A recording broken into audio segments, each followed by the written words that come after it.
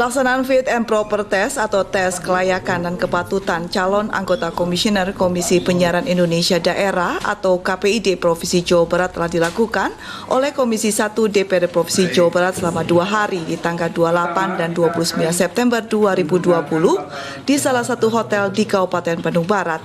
Ke-21 calon anggota komisioner yang mengikuti Fit and Proper Test dijaring dari ratusan pelamar dari berbagai bidang dan telah lolos dari serangkaian tahapan tes yang telah dilakukan oleh tim seleksi, seperti administrasi, psikotes, dan wawancara. Dari 21 calon telah dipilih 7 orang yang ditetapkan menjadi anggota Komisioner KPID Provinsi Jawa Barat periode 2020-2023 yang telah dilaporkan kepada pimpinan DPRD Provinsi Jawa Barat. Ketua Komisi 1 DPRD Provinsi Jawa Barat, Bedi Budiman, mengatakan ke-21 orang yang telah masuk dalam uji kelayakan dan kepatutan dari berbagai latar belakang ini sangat layak untuk menjadi anggota Komisioner KPID Provinsi Jawa Barat. Diharapkan dengan ke-7 orang ini yang merupakan wajah-wajah baru bisa membawa KPID Provinsi Jawa Barat ke arah yang lebih baik lagi dan menjawab tantangan dunia penyiaran di saat ini.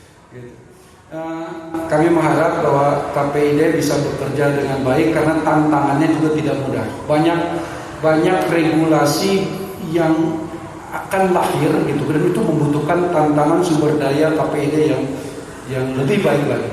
Mungkin itu yang menjadi tentang saya, dan saya berharap media massa senantiasa bersama-sama dengan KPID Provinsi Jawa Barat sehingga apa yang menjadi harapan agar terwujudnya sinergitas antara KPID, DPRD, dan dunia penyiaran untuk pembangunan warga Jawa Barat yang lebih baik itu bisa terwujud. Berikut ke-7 orang anggota Komisioner KPID Provinsi Jawa Barat periode 2020-2023. Jalu P. Priambodo, Ahmad Abdul Basit, Adiana Slamet, Elang Gantoni Malik, Saiful Rohman Ahmad, M. Sudama Dipa Wikarta, Roni Tabroni. Pemilihan di DPRD di Komisi 1 ini adalah merupakan khas.